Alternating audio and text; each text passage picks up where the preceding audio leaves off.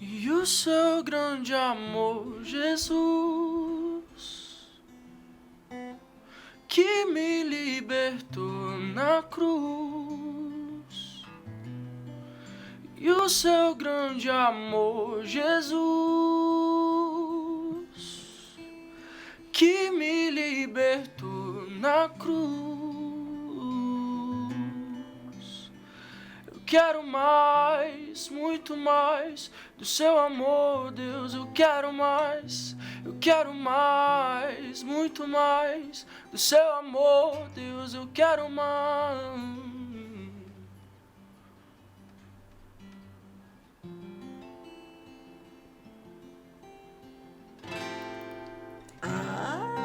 Uma palhinha pra nós de Daniel Ruan. Nossa. Aqui aonde que nós estamos, João? No nosso podcast mais hypado. Não, mas raipado. Raipado. Gente, tem que ser um bordão isso. Mais hypado Do Brasil. desse Brasil. Aleluia. Eu sou a Aleluia. Carol Eu sou o João. e nós estamos aqui com ele. Gente, a gente jejuou 40 dias, né? Só água pra trazer esse convidado aqui, porque a unção é muito grande. Brincadeira, gente. Estamos aqui com ele. Daniel Ruan. Tem que ser Ruan também. Ruan. Ruan, é.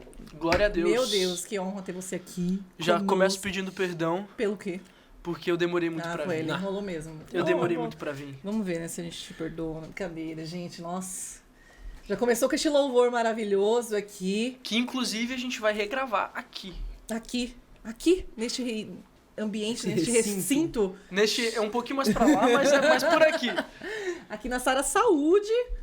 Que Vamos. esse podcast está indo ao ar depois dessa gravação. Ah, é? É. Vai só depois? Só depois. Não é? Caraca, que legal. Nós estamos gravando. Glória a Deus, aleluia. Então você já pode conferir. Eu já está nem aí sei no como ar. foi, mas eu sei que foi a benção.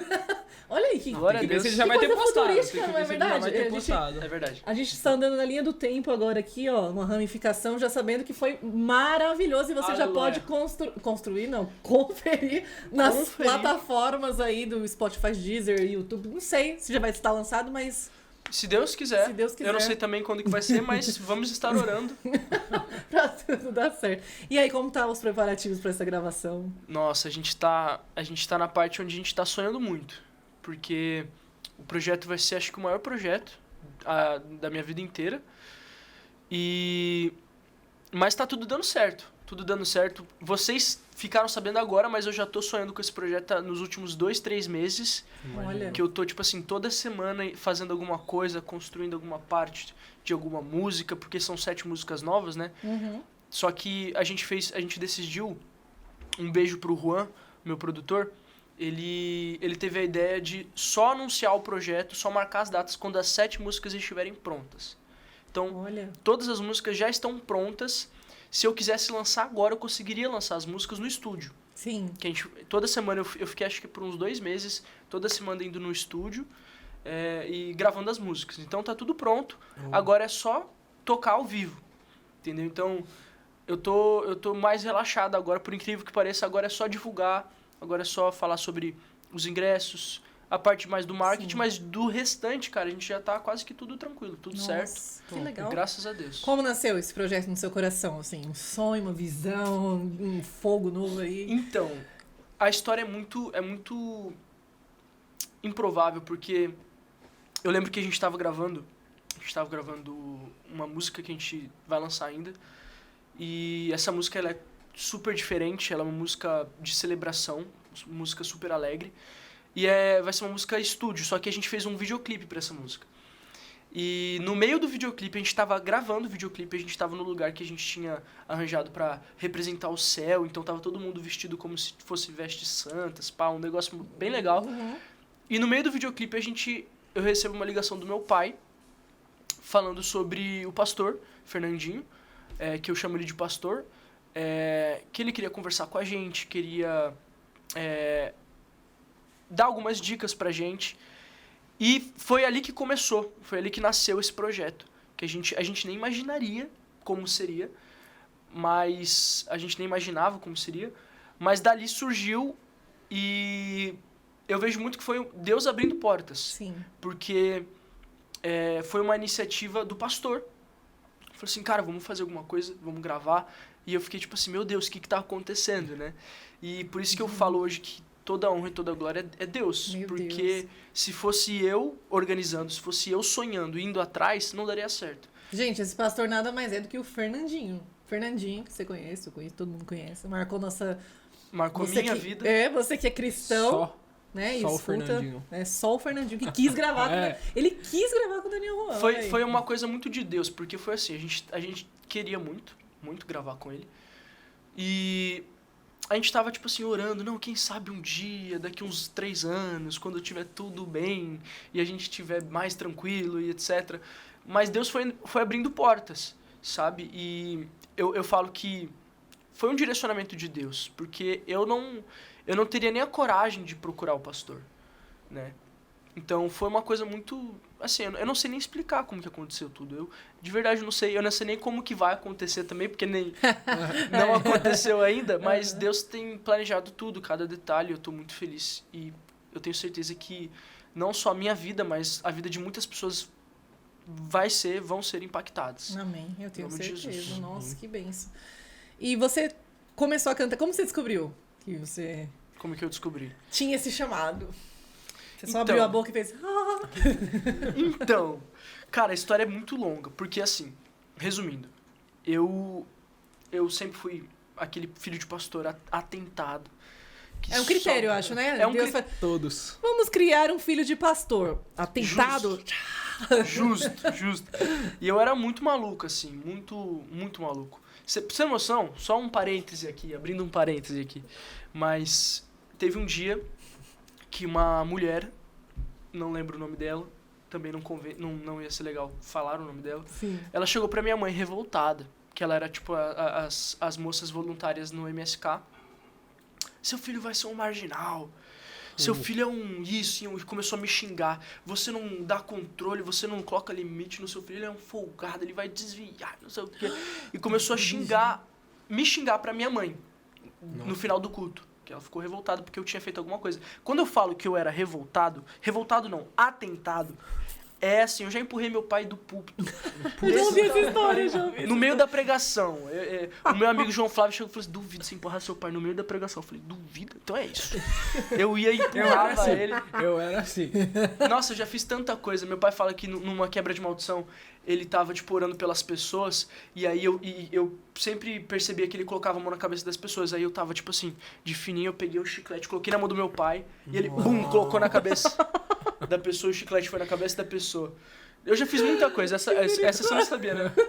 Sabia? E mesmo assim, que a Duda tá aqui também, acompanhando, a noiva dele tá aqui, e mesmo assim você decidiu por ele. Você realmente quer isso pra sua vida. Aleluia. Ah, que bom. Mas enfim, eu era tentado. E aí essa mulher falou isso pra minha mãe, né? Enfim, voltando. Onde que eu me parei? Eu me perdi aqui, velho. De Somente como a- nasceu o seu chamado pra Justo. música. E com 11 aninhos de idade, eu comecei a me envolver com o evangelho. Eu digo que a minha conversão foi um processo. Eu não tenho um dia que fala, esse dia aqui eu entreguei minha vida pra Jesus. Por quê? Porque eu sempre soube quem Jesus era. E dos meus 11 aninhos de idade, eu fiz uma revisão de vidas com 11. E até hoje, assim, eu tinha uma noção plena do evangelho. Claro que eu tive uma experiência com Deus cabulosa com 16, mas dos 11 aos 16 eu sempre soube.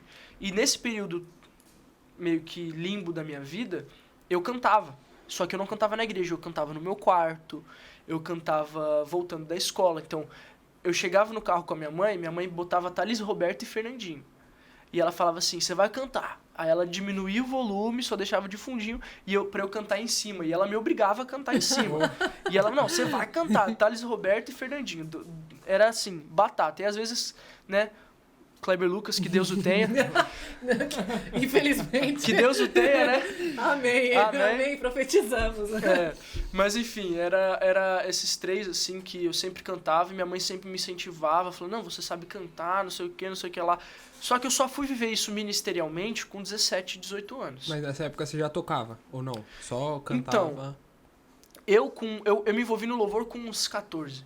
Eu comecei a tocar bateria. E eu entrei na bateria e eu era apaixonado por bateria. Então, eu tocava bateria. Só que o que acontece? com 15 anos de idade, eu acabei me afastando da igreja. Eu lembro até hoje, um dia que eu tava de boazaça comendo um açaizinho na cozinha da minha casa. Meu pai sentou do meu lado, ele chegou e falou assim, filho, fiquei sabendo disso, uma situação, uma circunstância da minha vida. Falou, fiquei sabendo disso e eu quero conversar com você, porque a partir de hoje você não vai poder mais tocar na minha igreja. Porque o altar é de Cristo. E não é porque você é meu filho que eu vou contaminar o altar com os teus pecados. Nossa. Então, eu só quero avisar você que você não vai mais tocar enquanto você não tiver uma vida digna, uma vida em santidade. Eu lembro que esse dia me marcou, tanto que eu lembro até hoje, foi quando eu entendi. Eu falei, caraca, então oficialmente agora eu sou um desviado. Eu falei, caraca, oficializou aqui. Oficializou. E eu lembro que, assim, foi muito duro pra mim, porque eu sempre fui apaixonado por música. E eu fiquei 1 ano e meio fora, fiquei 1 ano e meio no mundo. Eu ia de domingo na igreja, de sábado às vezes também ia, mas eu fiquei 1 ano e meio fora, voltei, graças a Deus, por um milagre. E nessa sua saída, assim, você conheceu o mundo mesmo? Ou Assim, ficou mais de boinha? Eu nunca fui de beber, nunca fui de usar drogas, nunca fui de nada disso. Mas o que me tirou da igreja foi, assim, amizades, sabe? Então, por mais que eu ia no culto de final de semana, eu não queria saber de Deus. Eu queria experimentar algumas coisas, né? Então, eu conheci o mundo, fiquei 1 ano e meio nessa de mornidão, sabe? Eu ia nos cultos de final de semana, mas de segunda a sexta era a minha vida. Eu fazia o que eu quisesse, eu saía escondido. Enfim, fiquei 1 ano e meio nessa vida dupla. Sim. Infelizmente. Só que, cara, eu tive um encontro com Deus. Como você se sentia? Porque às vezes tem gente em casa, né? Como que eu me sentia? Tá nesse período, assim, de afastamento, né? Não tá na igreja, ou até nunca nem foi pra igreja. Como que você se sentia? Cara, eu lembro que eu nunca duvidei que Cristo era o Senhor. Nunca duvidei que Jesus voltaria. E eu nunca duvidei da existência. Mas eu duvidava da santidade. Então eu não acreditava que ser santo era necessário. Obviamente eu não lia a Bíblia, né? Senão eu saberia melhor. Mas eu queria o prazer do pecado. Então... A sensação, né? A Você sensação. era preso à sensação. A sensação, justamente. E eu tinha uma grande luta na minha alma, né? Que a Bíblia fala que o pecado ele traz essa guerra na alma. E eu tinha essa guerra na alma porque eu queria Deus, mas eu também queria o prazer. Então eu ficava nessa luta constante dentro de mim. Então todos os finais de semana eu ia na igreja e eu achava que estava tudo bem. Mas de semana eu buscava as minhas vontades e os meus prazeres. Então, quando eu falo que eu estava fora, a galera da igreja não reconhece. Por quê? Porque eu sempre estive todo sábado e todo domingo. Eu estive presente com o meu corpo lá. Sim. Só que de semana eu buscava a minha vida. Até mesmo de sábado e domingo eu buscava a minha vida, os meus interesses. Eu levava como uma religião. E toda vez que eu chegava em casa e eu via os meus pais claramente afetados emocionalmente pela minha decisão de vida, isso me deixava magoado, porque meus pais eles nunca deixaram de me tratar diferente, mas eu conseguia ver no olhar deles que eles estavam tristes com as decisões que eu estava tomando, com o semblante deles. Isso é, tipo, por exemplo, eles não interferiram? Não. De alguma maneira te obrigando a você... Não. Eles entenderam que era um período que você precisaria passar para entender alguma coisa. Eu não digo nem que eu precisaria passar, mas que o meu pai ele sempre manteve um relacionamento muito íntimo de pai e filho, de amizade, de amor. Que legal. E eu lembro que o meu pai ele sempre conversava comigo, eu nem sei se ele lembra disso, mas ele sempre arranjava um jeito de passar um tempo comigo. Então de quarta-feira, geralmente, toda quarta-feira eu e ele a gente ia no cinema. Olha que E legal. mesmo que eu tava em pecado, tava fazendo um monte de coisa errada, ele sabia das coisas erradas que eu tava fazendo, mas pra ele, eu era o filho dele. E ele sempre falava pra mim essa bendita frase: você precisa ter um encontro com Deus. O evangelho é compreensão, não é sentimento. Você precisa entender quem Deus é. Você precisa entender quem Jesus é. Meu Deus. E ele sempre falava isso pra mim. E eu ficava, caraca, velho. E existia um conflito dentro de mim, né? Ah, mas eu já sei, né? Jesus morreu na cruz, ressuscitou, papapá. Só que era sempre essa frase: você precisa se converter. Você precisa ter uma experiência com Deus. Mas, ao mesmo tempo, ele me abraçava, ele me amava, ele era carinhoso. Minha mãe, muito mais também.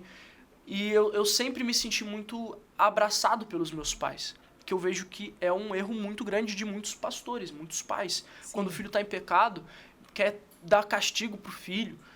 E eu sempre faço essa alusão de Deus no jardim do Éden. Quando Adão pecou, Deus não chegou querendo... Com os 2 pés no peito, né? Ele chegou, filho, onde você está? Por que você está se escondendo? Ele chegou com uma pergunta, não com uma afirmação, não com uma condenação. Né? E eu vejo que meu pai ele teve esse mesmo carinho, né? de querer me amar do mesmo jeito que Cristo me amou. Sem que eu viva de uma forma que ele queira para depois eu ser amado. Não, ele me amou primeiro, mesmo eu não merecendo. Sim. Então, isso me ajudou muito para que quando eu tivesse essa experiência com Deus, em 2018, a primeira pessoa que eu liguei foi meu pai. Primeira pessoa que eu me liguei, porque a experiência que eu tive foi, eu estava num ambiente completamente errado, fazendo coisas erradas, e o Espírito Santo falou no meu coração, se você morrer agora, você vai pro inferno. Eu pulei assim, eu olhei para um lado, olhei para o outro. Do nada, uma voz do nada. Do nada. Aonde isso? Na igreja? Não, num ambiente aleatório, num ambiente Num rolê tóxico. Do nada mesmo. Num rolê tóxico. E tipo assim, cara, o Espírito Santo falou claramente no meu coração. E aí eu comecei a chorar na hora. Você tava sozinho ou tinha pessoas com você? Eu não tava sozinho. Mas eu comecei a chorar e, cara, eu liguei pro meu pai. Falei, pai, tô em tal lugar, me busca, por favor. E ele assustado, porque eu não choro nunca. Tipo assim, é muito difícil me ver chorar. Eu sou muito difícil. Eu sou muito difícil de chorar, mas o Eduardo sabe. Mas ele me buscou e eu sentei naquele carro. E ele me buscou. Eu tava tão envergonhado do meu pecado, tava tão mal. E eu abri meu coração, abri minha vida pro meu pai. E meu pai abriu um versículo que fala assim: todo aquele que confessa o pecado, Deus é fiel e justo para perdoar e nos livrar de toda iniquidade. Literalmente, eu confessei os meus piores pecados pro meu pai, e ao invés de ouvir eu te avisei, não sei o que lá, ele abriu a Bíblia, ele pegou a Bíblia, ele abriu a Bíblia e leu: todo aquele que confessa o seu pecado, Deus é fiel e justo para perdoar. Quando ele falou isso, eu senti o Espírito Santo naquele lugar, e eu só conseguia chorar, velho, só conseguia chorar, e ele orou comigo. Depois daquele dia, um dia depois ia ter as celebrações de inverno, e aí eu fui nas celebrações, eu tive uma experiência com Deus cabulosa, muito longa, inclusive, enfim, Deus falou um negócio comigo e 3 pessoas confirmaram. Então, tipo assim, pessoas aleatórias confirmaram a mesma frase que Deus tinha me falado. Né? Inclusive, meu pai foi uma delas, depois foi o Begatti, meu amigo, e depois a Rebeca, minha irmã de discipulado. As 3 pessoas vieram pra mim em momentos diferentes orar por mim, falando assim, Deus mandou te dizer isso. E foi exatamente o que Deus tinha me falado numa oração. Meu Deus. E depois desse dia eu entreguei minha vida pra Jesus. Julho de 2018. E até hoje eu tô firme e forte. E cada vez mais querendo essa tal de santidade que eu tanto fugia dela. Hoje ela me sustenta, hoje a graça de Deus, ela me capacita, me fortalece para eu viver em santidade, porque hoje eu sei que sem santidade ninguém vê a Deus, e o que eu mais quero é conhecer a Cristo. Então, basicamente isso. E depois que eu me converti, eu comecei a cantar na igreja. Sim. E aí chegou, no meu processo de conversão, no meu secreto eu escrevia músicas para Deus, só que era só para Deus. Só que meu irmão descobriu que eu escrevia músicas, eu não contava pra ninguém. Máximo contava pro meu amigo Janote, mas eu não contava pra ninguém. E meu irmão pegou um dia minha música, Deus de Abraão, e falou, não, a gente vai postar essa música. Eu falei, não vai. É só minha. E aí nasceu esse ministério, sem minha vontade, um direcionamento de Deus, e foi basicamente assim, tentei encurtar o máximo possível. Não, e é legal esse posicionamento do seu pai. A gente vê muito por aí, filho de pastor que tá desviado, que tá no mundo. Meu pai é pastor, mas tipo... Sim. É verdade. E aí a gente perguntou, acho que já deve ter lançado o episódio do Bispo Gabriel, a gente perguntou a mesma coisa pra ele. Qual foi o diferencial pra um filho de pastor virar bispo? E um filho de bispo vira filho de Deus. Isso, foi isso mesmo. Top. E foi essa mesma história. O pai dele era o pai dele. Sim. Não era o bispo. Dentro de casa, era um pai que amava, e Sim. do mesmo jeito do seu pai. Então a gente Sim. vê que esse é o diferencial. E é muito legal isso. Tipo, portanto, de pais que a gente vê do lado de fora que... eu sou pastor, mas meu filho tá pecando, então eu vou meio que deixar ele de lado pra cuidar mais da igreja, ou algo do tipo. E é uma loucura, né, cara? Porque se você for olhar, ninguém nunca mereceu o amor de Deus. Né? Nós somos merecedores, somos seres destituídos da glória de Deus. E meu pai, ele era impossível não acreditar no Deus do meu pai. A questão era quando que o Deus do meu pai se tornaria o meu Deus. E por que era impossível? Porque por causa dos frutos, o casamento maravilhoso que meu pai tinha. Então eu tinha um conflito muito grande, porque eu ia na escola e eu via os meus amigos com pais divorciados, meus amigos depressivos, amigas minhas que queriam se matar quase toda semana, com a família destruída, com, cara, traição e desordem e brigas, e todo mundo odiava os próprios pais, e tudo que eu sentia pela minha família era amor. Eu entrava na minha casa e eu sentia harmonia, eu sentia Deus, eu sentia amor, eu sentia a graça de Deus, os frutos do Espírito Santo transbordavam na vida do meu pai e da minha mãe, o jeito que meu pai tratava minha mãe, o jeito que minha mãe tratava meu pai, e eu olhava para as famílias da galera da minha sala de aula. Eu falava, caraca, se isso aqui é ficar no mundo, mano, Deus me livre. Deus me livre. Então, tipo assim, eu sempre fiquei em cima do muro. Eu não ia nem pro mundo e nem completamente para Deus. Eu era um morno, né? Só que o que me impediu de tomar essa decisão de ir completamente pro mundo foi justamente ver a vida das pessoas do mundo. Eu falava, cara, eu não quero essa desgraça pra minha vida não, velho. Eu não quero essa tristeza, essa traição. Eu não quero essa desarmonia familiar que existe hoje. Essa falta de identidade, todo mundo queria parecer com todo mundo. E eu sempre fui uma pessoa, tipo assim, caraca, mano. Sempre foi autêntico. Não digo autêntico, mas eu sempre entendi que Jesus era a solução, porque eu olhava para os meus pais e falava, não é possível que Deus não existe, olha o resultado, né, de servir a Deus. Então, para mim, sempre foi muito claro. E o que você falou sobre o pai ser o exemplo, é exatamente isso. Quando a Bíblia fala que o presbítero devia governar a sua casa, é exatamente, eu vejo isso no meu pai, porque ele governava a casa dele de uma maneira tão sábia, com o amor de Deus, com a sabedoria de Deus, com a graça de Deus. Era impossível brigar com meu pai. Até hoje é impossível brigar com meu pai. De discutir com ele. Porque ele sempre foi tão manso. Você fica constrangido com ele. Né? Então, isso me fez com que eu jamais consideraria não servir a Deus. Claro que eu tive meu momento de adolescente, mas foi rápido. Um aninho, quebrei a cara.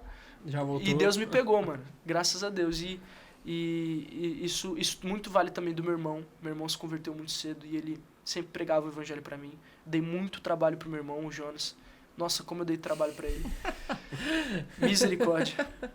Mas ele sempre também me mostrou que valia a pena servir a Deus. Então, o que te fortaleceu foi também a base familiar, com certeza, né? Tudo foi tudo, né? A base 100%. familiar, de você ter... E as pessoas esperam isso, né? Porque é difícil, como você mesmo falou, que o convívio na sua escola, o seu meio ali social mostrava um outro lado destruído. E talvez as pessoas esperam ir para Deus quando tudo estiver perfeito, quando a família... Sim. Mas, na verdade... É o contrário. As pessoas que não têm essa base familiar têm que partir delas, né? Uma base para que não ocorra o que aconteceu com elas, né? Justamente. Minha mãe, inclusive, vem de uma família destruída. Né? Minha mãe veio de uma família completamente destruída, de divórcio, traição e pobreza e umas coisas malucas, assim. Minha mãe conta que quando ela era criança, ela pulava cadáver indo pra escola, porque ela morava numa comunidade do Rio de Janeiro, onde tinha um alto índice de morte, e ela diversas vezes pulava cadáveres pra ir pra escola. Ignorava pessoas mortas na rua porque ela tinha que ir pra escola. E com 15 anos de idade, a mãe dela saiu e ela teve que virar a mãe, a mulher da casa. Né? E o pai imigrante, meu avô, ele era espanhol, então trabalhava muito para poder sustentar a casa, então assim, e ela conhece meu pai, que cachaceiro até mandar parar. Sério? Meu pai, ele fala que ele bebia muito, parecia um Opala. Então, E aí os dois conhecem a Cristo. E graças a Deus eles conhecem a Cristo, se convertem, se tornam servos de Deus e casam. E tem a família que eles têm hoje. Não, olha aí. Que as pessoas falam, né? Tipo, não tem como. Eu vim de um lado assim, eu vim de um lado assado. Não tem como mudar. Seus pais... Tipo assim, você tá contando essa história de quem eram os seus pais. Sim. E antes disso, você tava contando da perfeição da sua casa, né? Até Exato, parece antagônico, tipo, uma coisa que não tem nada a ver uma coisa com a outra e... Exatamente, exatamente. E é aquele versículo, né? Buscar-me-eis e me achareis quando me buscar de todo o vosso coração. E aí tem uma parte desse versículo que fala: então passareis a orar a mim e eu mudarei a vossa sorte. Né? E é exatamente isso, o que as pessoas chamam de sorte. Antes existe o buscar a Deus acima de todas as outras coisas. Existe uma condição para que mude, né? Para que a vossa sorte mude, né? Primeiro você busca e acha a Deus. Sim. E então mudarei a vossa sorte. Então as pessoas olham pra minha vida e falam: você tem sorte de ter família. E graça, eu tenho a graça de Deus. Mano, eu sou muito sortudo mesmo, cara. Porque eu nasci Realmente. com esse ambiente. Mas nada impede da pessoa que está nos escutando aqui agora de começar esse ciclo de bênçãos, né? Onde abundou o pecado, superabundou a graça de Deus. Sim. Então nada impede dessa pessoa ouvir isso, entender de Deus isso, ter uma vida debaixo do Espírito Santo de Deus, né? Porque nele nos movemos, existimos, e começar essa vida de guerra, né? De desafios. Meus pais, depois convido os meus pais aqui, eles têm cada história Imagina. cabulosa. Imagina. E vai ter os frutos do Espírito Santo, né? E Sim. por isso que eu vou casar agora daqui 3 meses, aleluia, glória a Deus. Que legal. Charamanás. Mas eu quero reproduzir não o que os meus pais me ensinaram, mas o que a Bíblia ensina. Né? Porque os meus pais seguem o que a Bíblia ensina. E eu vejo que isso dá resultado, então eu vou reproduzir no meu casamento. Eu vou seguir o que a palavra de Deus fala, o que a palavra de Deus manda. E eu serei submisso até a morte, mesmo que o governo aí comece a proibir, cancelar nós Cancela eles. esquece, nós tá aqui, velho. Mas é isso. E é essa ideia de quebrar o ciclo mesmo. Porque até se seus pais não tivessem tido essa visão de que Jesus Cristo mudou minha vida, eu vou passar isso para os meus filhos, talvez a sua vida não fosse hoje como ela é, e seus filhos não seriam do jeito que eles serão, e aí quebra o ciclo. Um ciclo de honra começa desde os seus pais e vai descendo até as descendências e vai indo embora. Tipo Flashpoint, né? E, tipo assim, depois dessa sua conversão, né, que você teve esse encontro mesmo com Deus, o que aconteceu com a sua realidade? Seus amigos, a vida que você estava vivendo, que você estava passando, o que aconteceu? Então, eu lembro que eu sempre fui uma pessoa muito solitária. Muito. Então, quando eu me converti, eu me afastei de todo mundo que me afastaria de Deus. Só que eu sempre tive muito amigo na igreja. Muito mesmo. Inclusive, eles sabiam de todas as coisas que eu fazia. E a gente saía junto, a gente sempre estava junto, pai. Eles estavam crentes, eu não. Então, quando eu me converti e eu falei que eu voltei para a igreja, 80% não acreditou. Eu escutei isso de um amigo meu, ele sabe, você tá me escutando, seu pilantra.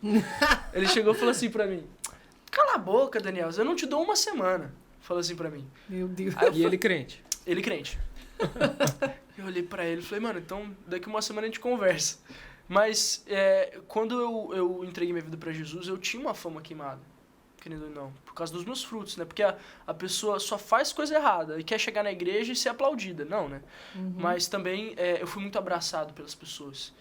E a minha realidade mudou completamente, porque eu comecei a fazer uma coisa que eu não fazia. Comecei a obedecer os meus líderes. Comecei a ser submisso, né? Porque tem um versículo em Hebreus que fala: sejam submissos ao líder de vocês, porque eles zelam pela alma de vocês. Então, eu entendi isso, eu falei: cara, eu vou obedecer. Eu vou obedecer, eu vou ser fiel à palavra, à liderança.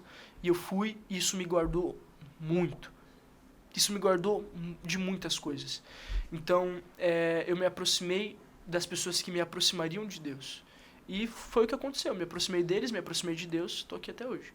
Você não foi tipo o soberbão que falou: meu pai já é bispo e eu não preciso ouvir ninguém. Você se submeteu. Muito pelo contrário. Muito pelo contrário. Tipo assim, eu tomei uma decisão. Um exemplo que eu posso te dar. Me converti, depois de quase um ano, comecei a dar uma bisoiada numa menina chamada Maria Eduarda, né? Que vulgo minha noiva. Cheguei e falei: nossa, que menina gatinha. Que isso, cara. E mulher sempre foi um problema na minha vida.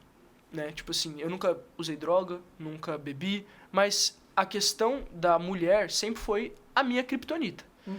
Então, e o meu irmão sabia disso muito bem. Inclusive, perdão, Jonas, por todos os problemas que eu te dei. Mas eu lembro que eu fui atrás da Maria Eduarda. Falei: não, é minha, esquece, vou casar com essa mulher. Eu me apaixonei, assim, por ela. E quando eu queria oficializar alguma coisa, sei lá, orar com ela, não sei o que lá, o Jonas chegou pra mim e falou assim, Daniel, você não tá preparado, cara. Você voltou pra igreja não faz nem um ano. Você precisa de um tempo pra você. Ó, você confia em mim? Eu falei, confio. Então fica 3 meses sem olhar na cara dessa menina. Olhei pro meu irmão e falei, caraca, 3 meses sem olhar pra menina que eu tô dando ideia. Véi, vou perder. E aí eu lembro que... A cara dela. A cara- É que vocês não estão filmando a cara dela. E eu falei, amém. Falei, não, eu fiz uma promessa pra Deus que eu ia obedecer os meus líderes, então é isso. Cheguei, chamei ela, falei, ó, eu tô fazendo um voto com Deus, não tô preparado pra nenhum tipo de amizade, relacionamento. Eu vou ficar 3 meses sem conversar com você. Ela super aceitou. E nesses 3 meses, Deus falou muito comigo. Nesses 3 meses eu abri minha célula. Nesses 3 meses, diversas coisas começaram a acontecer na minha vida. Nesses 3 meses eu fui pra Brasília. Tive uma experiência com Deus lá em Brasília também. E quando eu voltei a conversar com ela, eu ainda esperei acho que mais 2 meses pra começar a orar. Então, eu queria começar a orar, tipo, em novembro. Fui começar a namorar em junho do outro ano. Então, eu esperei todo esse tempo em oração, em me preparar espiritualmente, emocionalmente. E hoje eu reconheço que eu ainda assim não estava pronto.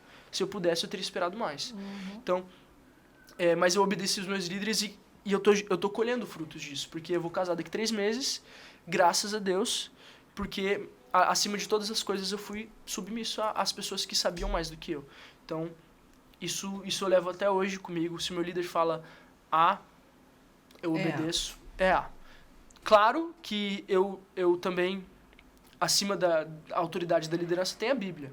Então, obviamente, sim. tudo debaixo da palavra de Deus, né? Porque às vezes tem muitas pessoas traumatizadas com lideranças abusivas, aí acha que se o líder falar A e não tem nada a ver o que o líder falou e você não pode questionar. Fecha o olho e continua no ar. e Exato. vambora. Então, tipo assim, não, claro que tem, né? A Bíblia fala, né, que a gente tem que provar todos os apóstolos. Então, provar todos os profetas. Então, claro, à luz das palavras.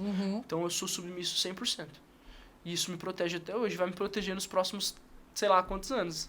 Até Jesus voltar. E você não tem vergonha, né, de falar isso. Porque tem gente que...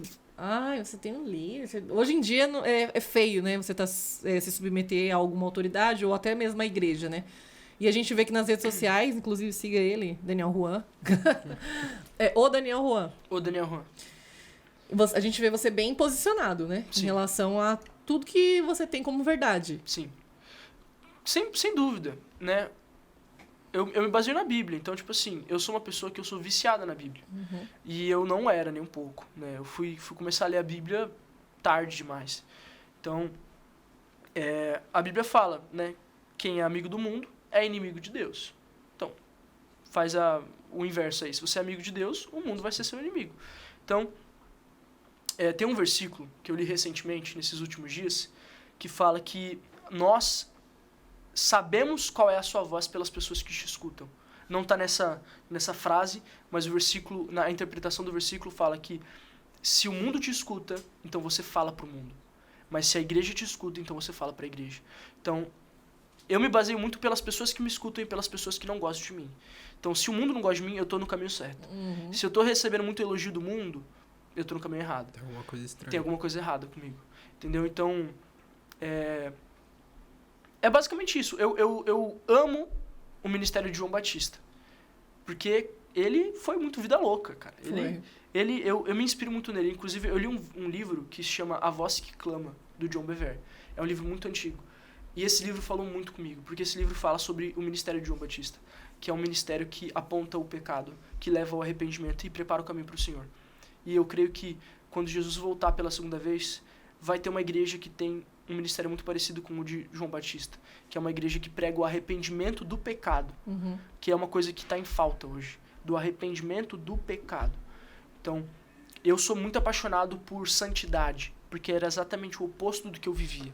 Eu vivia libertinagem, né? O que o livro de Judas fala, né? Que transformaram a graça em libertinagem. Então, eu me virei do avesso, sabe? Eu me virei do avesso. Então, eu era um crente morno que ia todos os finais de semana na igreja, mas de semana só fazia errado. quando eu tive uma experiência com Deus, eu virei do avesso.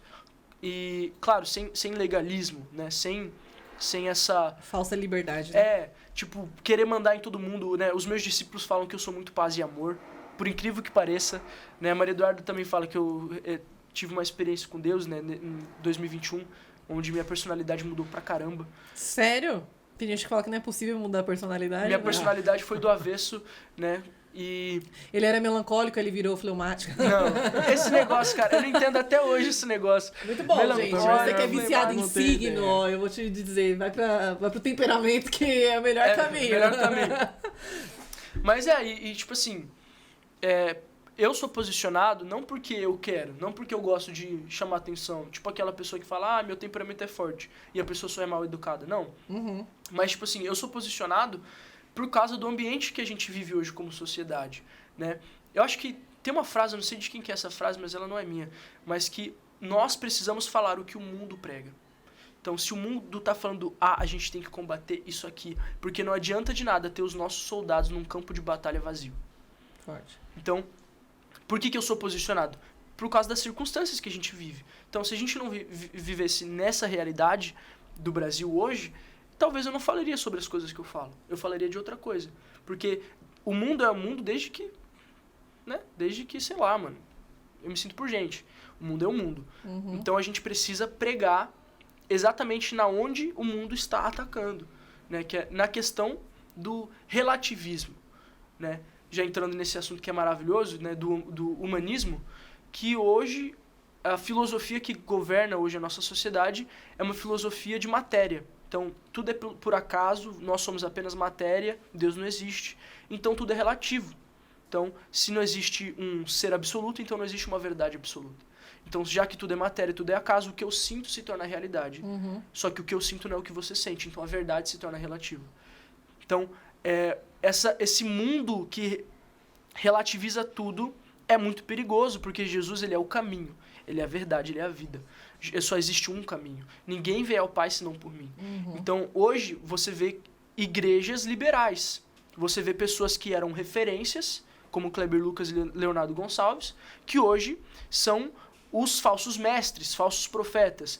E hoje, você até tem um receio de falar coisas publicamente. Por quê? Porque até nossas palavras estão sendo vigiadas. Uhum. Entendeu? Só que o que acontece? Se a igreja se cala, o que vai ser dessa geração? Sim. Você entendeu? Se eu me calar, o que vai ser de mim? Né? O que adianta eu ir pro céu, chegar e olhar para Deus e Deus falar assim, você foi um desperdício. Eu te coloquei para você pregar e você não pregou. Você só conseguiu chegar no céu. Parabéns. Olha para trás. Você não teve frutos. Né? Entendeu? Então, tipo, eu vejo isso muito pelos meus pais. Meu pai, eu lembro que desde que eu sou criancinha, meu pai falava sobre os assuntos que ninguém queria falar. Né, sobre música secular, sobre isso, sobre aquilo, sobre, né, A volta de Jesus. a volta de Jesus, Ele escatologia. fala Então, tipo assim, eu sinto que se você prega tudo, menos o que o mundo ataca, você é inútil, basicamente. Você é inútil. Pregar o amor de Deus, Deus é amor, glória a Deus. Pregar, né, a aceitação de Jesus Cristo, aleluia, glória a Deus. Mas não é sobre isso que as pessoas... O que adianta levantar respostas para perguntas que ninguém fez? Uhum. Entendeu? Por isso que as pessoas me confundem, a gente estava até conversando, né? Me confundem como polêmico. Não é que eu sou polêmico, é que eu quero ser útil para Deus, entendeu? Então, eu tenho essa paixão pelo meu coração de pregar aquilo que vai chocar a pessoa, porque a primeira pregação de Jesus foi arrependei-vos, porque é chegado o reino e a justiça, né? Então, se o meu mestre começou pregando sobre arrependimento, sobre justiça, quem sou eu para querer começar o evangelismo, né? Querer pregar outra coisa? Eu vou pregar o que vai salvar. Né? O que salva é o arrependimento de pecado, é fé em Jesus Cristo, né? E a gente não salva quem tá na orla, né? Se fala salva só quem tá se afogando no mar do pecado. Exato, exatamente. É perigoso mesmo. Esse comodismo, né? Tipo, a pessoa, nós cristãos aceitar, sentar assim e falar... Porque... Gente, é insuportável viver num mundo onde as pessoas que não leem a Bíblia querem falar que Deus é amor e só amor, e tipo, a pessoa não sabe nem quem é Deus e tá falando... Como se amor fosse um conceito abstrato, como se fosse uma carta em aberto, né? Então, se Deus é amor e amor não é um conceito definido, então é só escolher o que é amor e que eu escolho o que é Deus. E cada um acaba tendo uma definição de amor. Pra mim, amor é isso, então, se Deus é amor, Deus É isso que vai prevalecer na minha vida e acabou. Uma aceitação, assim, uma aceitação e uma exclusão. Eu aceito o que eu quero e excluo o que eu não quero. Não quero Deus, não quero... Eu dei uma pregação recentemente no meu grupo de discipulado, que é um versículo em Hebreus que fala que quem não aceita a disciplina é um filho bastardo. E isso é muito, muito atual, a Bíblia é muito atual, porque você aceita Deus, mas você não aceita a disciplina de Deus, e aí fala, quem é o pai que não disciplina o filho? Né? Se Deus tá te disciplinando, se alegre, porque Ele te ama. E aí fala, todos aqueles que não aceitam a disciplina são como filhos bastardos. E se você for pesquisar o que é um filho bastardo, é um filho fora do casamento. Sim. E nós somos o que? A noiva de Cristo.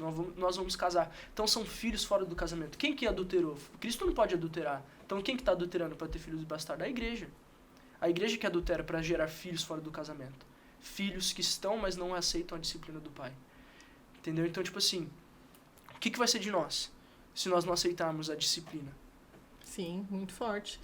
E eu até também estava pregando no meu discipulado essa semana, que eu falei que existe uma diferença entre ser admirador e seguidor de Jesus, né? E o que eu acho que tem prevalecido nas redes sociais são os admiradores. E a diferença de um admirador e de um seguidor. Um admirador, ele não tá ali prevalecendo sobre todas as circunstâncias da pessoa admirada. Eu admiro, vamos supor, eu admiro o cabelo do Daniel, o óculos do Daniel. Um seguidor vai usar um cabelo como o seu, vai usar o mesmo óculos que você. Então, ser um seguidor é muito mais do que você só... é legal, né? O que um cristão faz e tal. Não, um seguidor é que tá ali, respaldado no comportamento da pessoa que ele segue, né? Sim. Jesus estabeleceu uma condição para segui-lo. Quem quiser vir após mim, negue-se a si mesmo e tome sua cruz. Ele poderia falar, quem quiser vir após mim, vem, me segue. Uhum. Mas ele impôs 2 condições, negue-se a si mesmo e tome sua cruz. Exato. E as pessoas não esquecem, parece que riscam isso, né? Sim. Da presença, mas... É muito forte. Eu já falei aqui no podcast e repito. Se todos os cristãos se posicionarem na internet, ainda é muito pouco. Muito pouco. Porque o que tem de posicionamento ruim, que vai contra a palavra de Deus, é brincadeira. É bizarro. Tem um versículo, se eu não me engano, tá em Tiago, que fala que aquele que escuta a palavra, mas não pratica, é como uma pessoa que se olha no espelho e quando vira, esquece o próprio rosto. E aí mais tarde fala que Deus se envergonha dessas pessoas. Porque se nós somos cristãos, quando nós estamos olhando no espelho, nós somos imagem e semelhança de Deus, somos imagem e semelhança de Jesus, somos pequenos cristos. Então, quando nós esquecemos o nosso rosto, que é, escutamos a palavra, mas não praticamos ela, quando a Bíblia faz essa alusão, né, de esquecer o rosto, é que nós não só esquecemos a nossa identidade, nós também manchamos a de Cristo.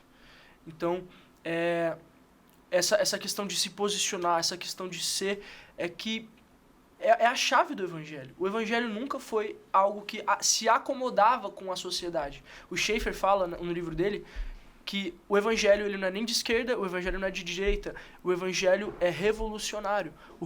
Em qualquer ambiente social que o Evangelho se colocar, ele vai revolucionar. Tim Keller fala que a única religião, entre aspas, né, que ultrapassou a barreira cultural foi o Evangelho, que nasceu, né, num ambiente, né, do Oriente Médio.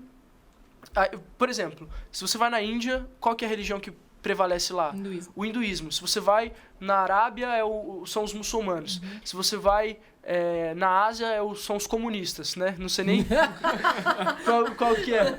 Mas enfim. Mas o Evangelho, ele penetra em qualquer cultura. O Evangelho, ele se molda, ele é como água, ele é a água da palavra, né? Como Efésios 6 fala, que nós somos lavados pela água da palavra. Por que a água representa a palavra? Porque ela se molda no formato que a água vai, ela se molda naquele formato e é a cultura, né? Então, eu vejo que essa questão de você... Eu não sei nem como que eu cheguei nesse assunto. Enfim, deixa de eu te usar. Mas o Evangelho é a única coisa que o Tim Keller fala, que ele ultrapassa a barreira cultural, porque muitos humanistas falam que o Evangelho ele é uma imposição cultural, como se o Evangelho tivesse nascido no Ocidente. Mas não, o Evangelho ele não nasceu no Ocidente, né? Mas a Igreja Católica Apostólica Romana, enfim, mas é uma questão muito, muito interessante, é muito legal esse assunto. Uhum, eu gosto também. Então, Ai, meu Deus. Daria pra falar por horas e Não, horas. horas e horas aqui conversando sobre isso. E graças a Deus, né? Porque você se posicionou diante de tudo, de tantas circunstâncias na sua vida, né? Sim. Mesmo você tendo nascido em um lar cristão, tendo um ambiente favorável, tudo não te impediu de você querer conhecer o mundo e também não te impediu de ter uma decisão humana de querer a Cristo, né? Não foi algo... Foi baseado numa experiência sobrenatural, mas foi uma decisão consciente. Porque as pessoas esperam, muitas vezes, Deus decidir por elas, né? Sim. Eu vou voltar pra Jesus, sei Quando lá o eu que eles senti, esperam, quando né? eu senti, eu volto pra igreja. Quando eu senti dentro do meu coração. Foi bizarro, porque as pessoas, elas não gostam da palavra temor, né? Acham que temer a Deus é ter medo de Deus. Mas o que me trouxe de volta foi o temor a Deus. Por isso que na Deus de Hebrão eu falo, consola o meu coração, traga o temor. Porque eu tava num ambiente pecaminoso, eu tava numa vida dupla. E o Espírito Santo falou pra mim, cara, você vai pro inferno se você continuar nessa vida. Então eu não fui pra igreja porque alguém falou pra mim, Jesus te ama. Eu não fui pra igreja. Claro que o amor de Deus, ele me faz permanecer. Uhum. Mas o que me fez se achegar a Deus foi o temor. Entendeu? Então, claro que o temor, ele é um combustível diferente do medo. Então, no começo eu tive medo. Só que o medo não é suficiente. Se eu continuasse com medo de Deus, eu não estaria aqui hoje. Aí do medo nasceu o temor, do temor veio a sabedoria, né? Porque Provérbios fala que o temor é o princípio da sabedoria. E no saber, velho, vem o amor a Deus. Você quer amar a Deus acima de todas as outras coisas. E quando você aprende essa chave do amor, você desbrava o evangelho. Você descobre outras 1001 coisas. E todo dia quando eu acordo, eu quero conhecer mais da Bíblia, eu quero conhecer mais de Deus. Porque, como eu falei, se tem uma coisa que eu sou, de verdade, sendo muito sincero, se tem uma coisa que eu sou, é um pecador, cara. Se tem uma coisa que eu sou e eu faço muito bem, é mentir, enganar, pecar, trair. Eu faço isso muito bem. Hoje eu vi uma frase muito forte. Tava escrito lá que era do C.S. Lewis, né? Que é, se o maior pecador que você conhece não é você, você precisa se conhecer melhor. Exato. Perfeito. Eu nunca tinha escutado isso. Maravilhoso. Amei. Vou usar. Vou usar. Porque quando eu descobri isso, eu falei, caraca, velho, então quer dizer que eu sou um merda. Sim, Basicamente. É aquele meme, né? Eu sou um merda, meu irmão. E quando eu descobri isso, eu descobri que cara, eu fui amado, mesmo sendo uma pessoa horrível. Né? Mesmo tendo sido tudo que eu fui de errado, Deus me amou, Deus morreu por mim. Né? E, cara, eu sou muito apaixonado por Jesus, velho. Porque eu não vejo outro sentido na vida.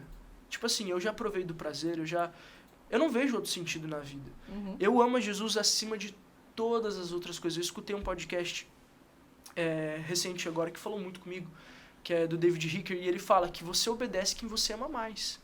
Nossa, meu Deus. Então, se eu amo mais a Deus, eu vou obedecer a Deus. Se eu não amo a Deus, eu vou obedecer a pessoa que eu mais amo. E se a pessoa que eu mais amo for a mim mesmo, eu tô lascado, velho.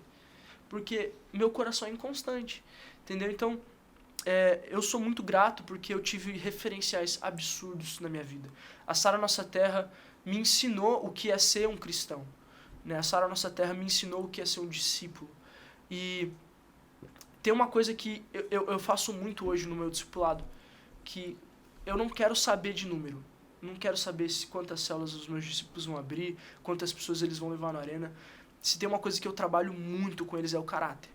Tem um versículo que eu sou apaixonado por esse versículo que Paulo fala, vou ter dor de parto até que o caráter de Cristo seja formado neles. Uhum. E é esse versículo que eu levo, cara, eu vou ter dor de parto até que o caráter de Cristo seja formado em cada um, né? No Caleb, no Theo, no Alan, no Saka, no Lui, no Dedé que veio aqui, né? No Scan, agora se eu não falar o nome de todo mundo, ferrou, né? Tá todo mundo bravo.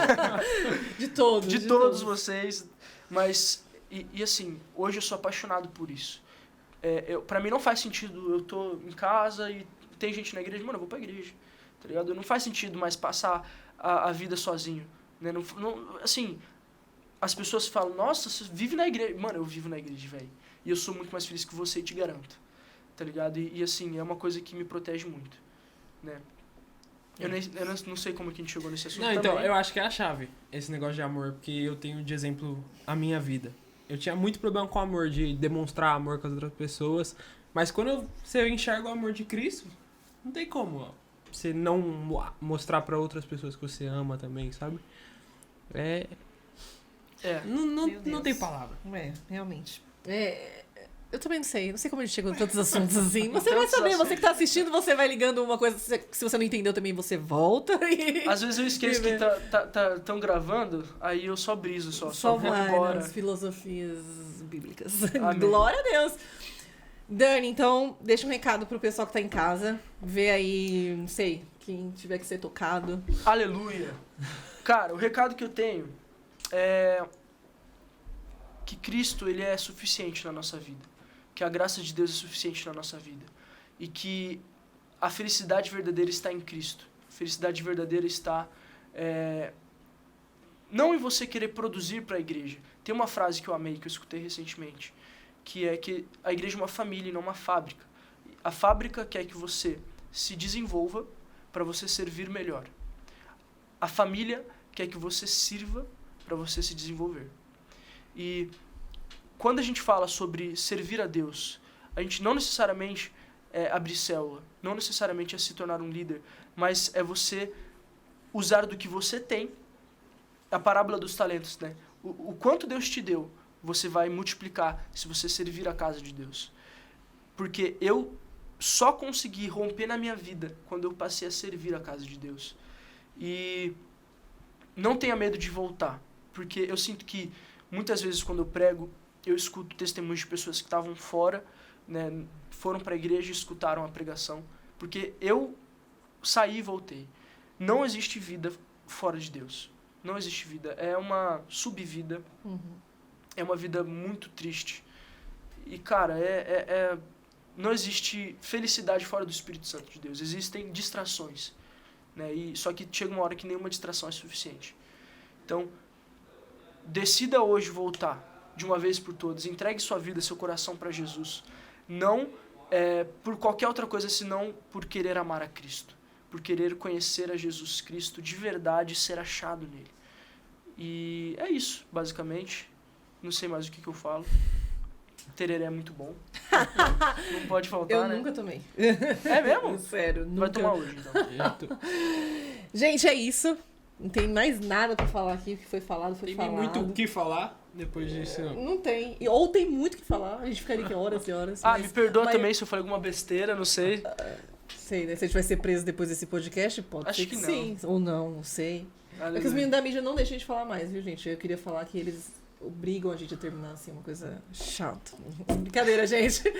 Fiquem com Deus. Até o próximo episódio. Foi top, top, top, top, top. Demais. E teremos Bom mais um demais. episódio com o Daniel e Dudinha sobre relacionamento cristão. Aleluia. Não perca. Aleluia.